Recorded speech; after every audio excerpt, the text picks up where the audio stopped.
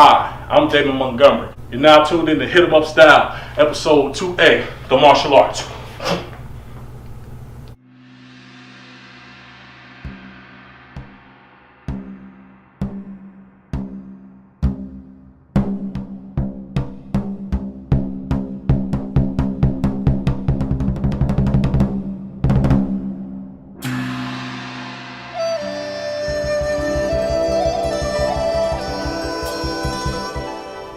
Hello, this is Tristan Drew Rogers, and I'd like to welcome you to Hit 'em Up Style, episode 2A, the art of basic punching with Damon Montgomery. Mostly these hand wraps are for support for the hand and the wrist to make sure you don't actually break your hand while you're training or sprain your wrist while you're training. So it's always important to wrap your hand each time you train or do anything physical with your hands, because you don't want to be that guy that has those weak, brittle hands when it's time to get down. You know, you always want to reinforce and strengthen your hands. So it's always important before you train to do anything, you wrap your hands, wrap them securely.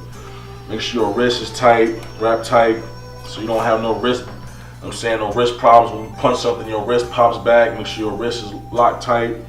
Make sure you have enough cushion on your knuckles and your hands for compression and support to absorb the shock of the contact from the punch. So you always want to have your knuckles good, your knuckles and your wrist wrap tight, and always have them supported so you don't break your hands while you're training, you don't pop your wrist, you don't break a finger or anything. You don't want to hurt nothing while you punching something. And make sure you always have your hands wrapped to absorb the shock. See, as a martial artist, man, you should vary your workouts and just do different workouts different days. Like yesterday for me was a power punch day. Today it's just speed and technique. So all my punches are gonna seem a little light, a little faster than yesterday, because I was just blasting the bag yesterday. But today I'm just gonna be doing nothing but speed and technique. So for the first drill as a warm up, I'm gonna give 20 standing jabs. No steps. Well, it might be a little step. I'm not going to take the extra step, like I'm trying to reach in. It's just going to be a quick distance jab. I know my distance. So every time before you throw a jab or a punch, like a real fight, you want to stick your arm out there, get your distance together. As soon as you have your distance together, you go to work. So it's just quick jabs right now. Single punches.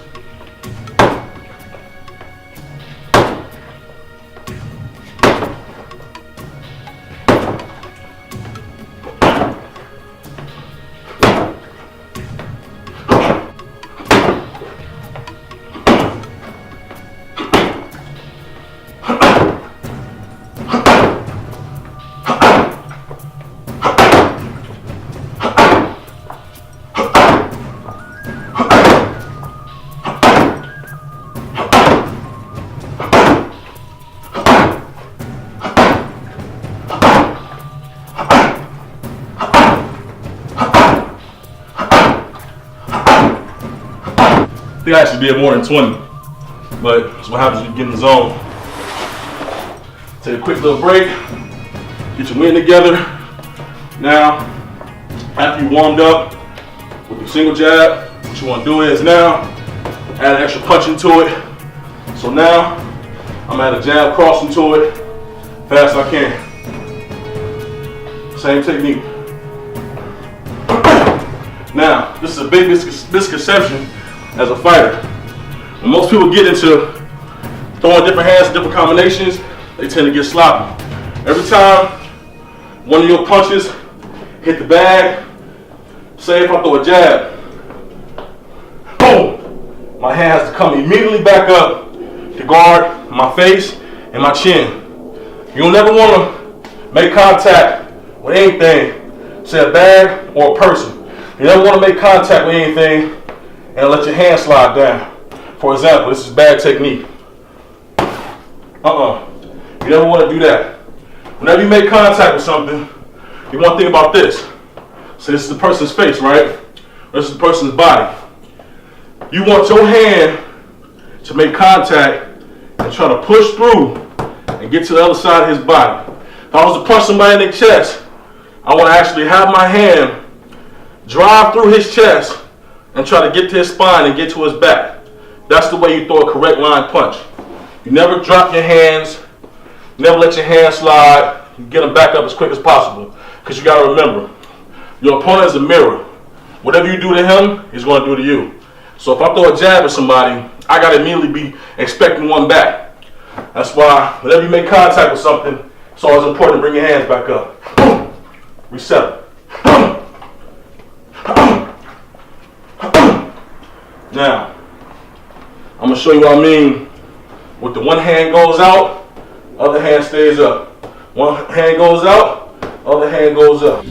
Hands up. See that? As soon as I make contact with this right hand, it's automatically coming back.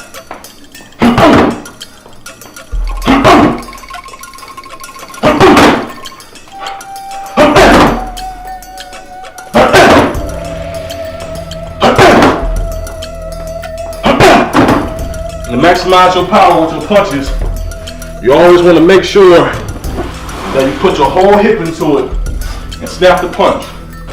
A prime example, I'm throwing my left cross. My whole left side of my body is coming across my right side. My objective is to hit this bag and have my hand at a little tilt. You never want to punch anything like this unless you're a Wing Chun fighter. That's a Kung Fu straight punch. We boxing right now. So every time you hit something, you want to be able to read the label on your glove. When I'm throwing a punch, right?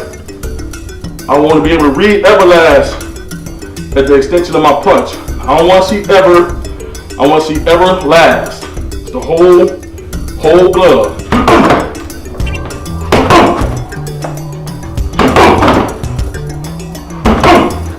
You see how I twist my whole body into that? Have my foot pivoted. My anchor foot is on southpaw. Southpaw is when your right leg is first, right leg is forward, and your right hand is forward. This is southpaw stance. This is orthodox stance. Okay? Since I'm southpaw right now, so I'm jabbing and crossing.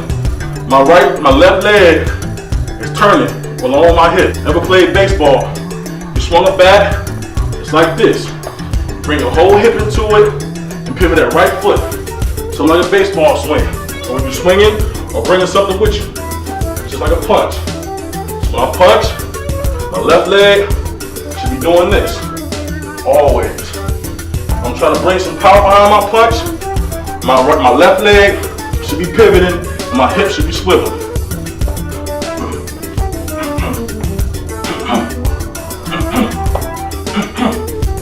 Back to the back.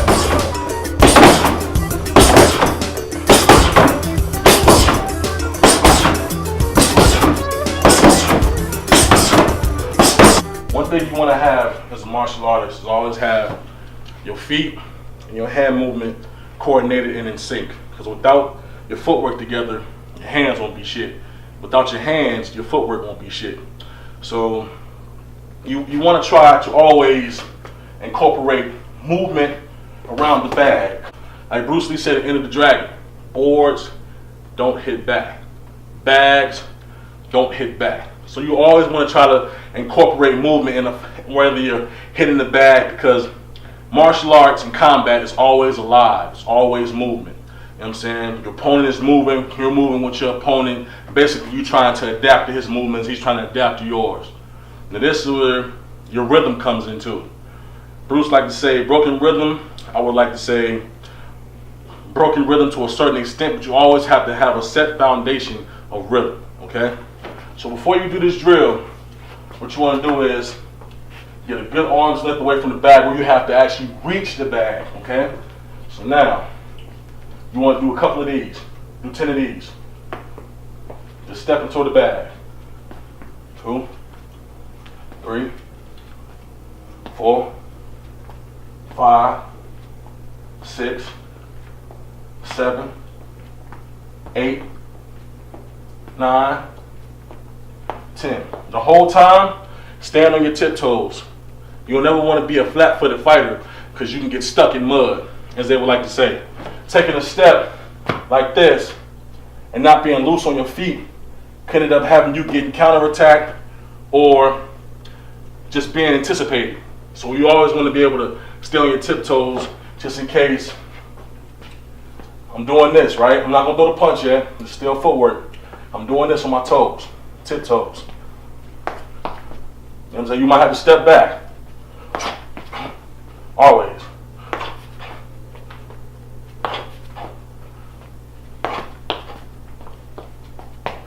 Now, we're getting ready to incorporate the punch. Once you have your set rhythm down with the step, comes the jab. Now, you don't want to step and jab because that can be dangerous. If you're coming into your opponent's territory, you have to be able to step, punch at the same time. Because if you step, then jab, you risk the temptation or risk the chance of getting anticipated and getting countered. Now, I'm going to show you what I mean by stepping and then jabbing. This is wrong. This is what you're not supposed to do. Your opponent's here, right? Good distance away. So, if you do this, you already entered his zone. If you enter the opponent's zone, you have to be able to throw something, you're ready to slip out the way, throw something else. Or you have to be able to throw something and move, okay? You don't never want to just step here and get counted. This is wrong. Boom, boom. Because you wasted about a good millisecond before you actually punch. Now I'm going to show you full speed of what not to do. This is wrong. See? You double step. Once you make that full commitment getting ready to step, you have to have that full commitment getting ready to punch too. For example, this is what you should be doing.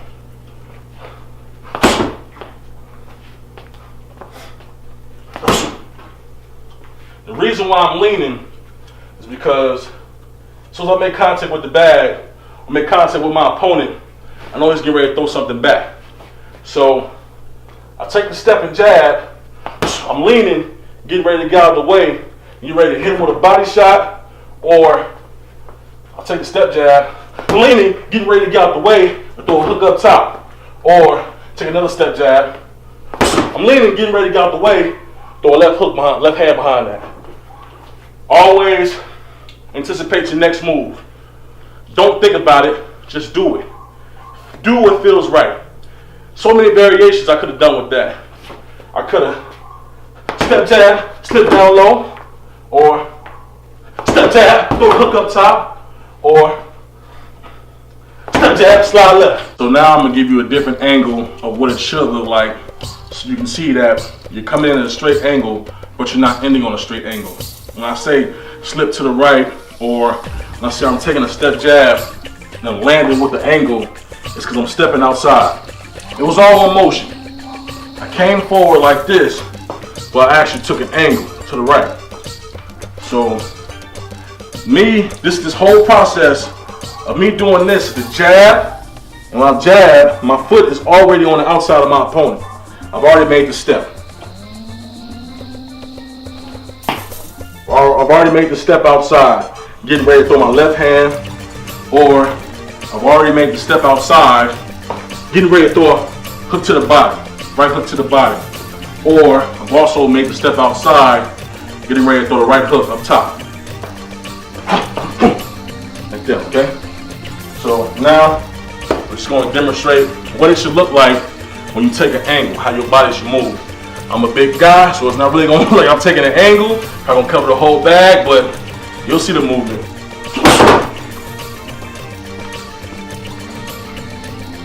See? Take a step jab, and take an angle. So as soon as you make contact with your man, don't be a standing target. Continue to move. Now, that was the step jab, right hook. Now it's going to be step jab, left cross.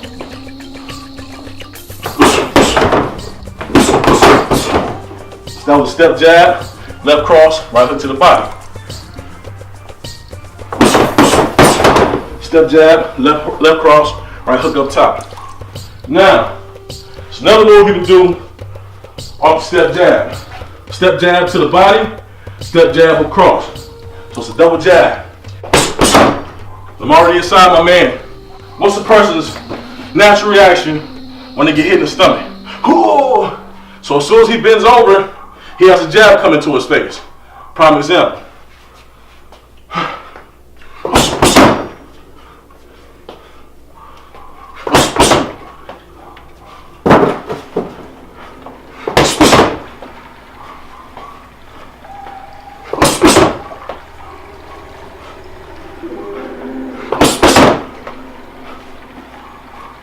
Now you can also, if you want to, get them out of there. You can also add a left cross or right hook to it. I'm gonna add the left cross first.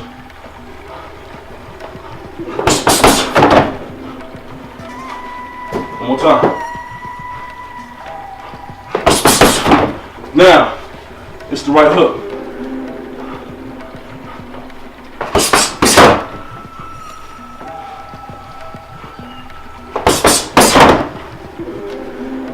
Now, step jab to the body, step jab on top, left cross, right hook.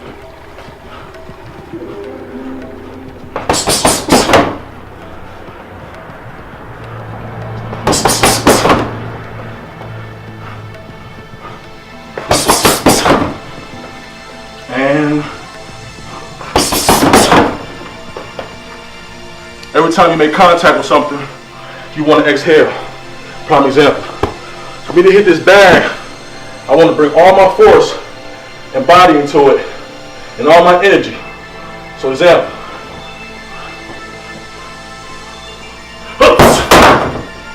That was the right hook. That was just me exhaling, bringing my hip and bringing my right body into it. You always want to breathe every time you hit something. Because if you don't breathe, you risk the chance of passing out, getting lightheaded, getting gassed out. So it's always important to breathe and control your breath. So some people do that. Some people actually scream when they hit the bag.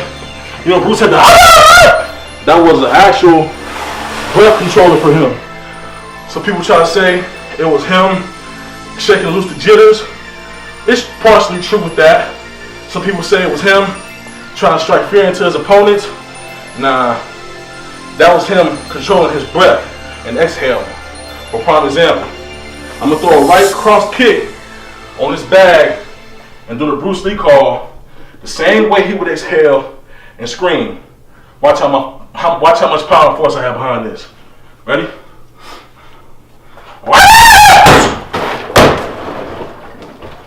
It's all about the exhale and the breath you have behind it. For me, sometimes that's me. I yell sometimes. Or when I'm trying to warm up and get into it,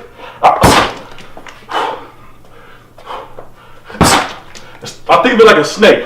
The reason because a snake before he bites you, right? So every time I teach one of my students or anybody that I'm training, I teach them to try to think like a snake. Be quick with your hand. Your hands are cobras, ready to strike their opponent and then give them a second. So for me, it's just speed. Ready?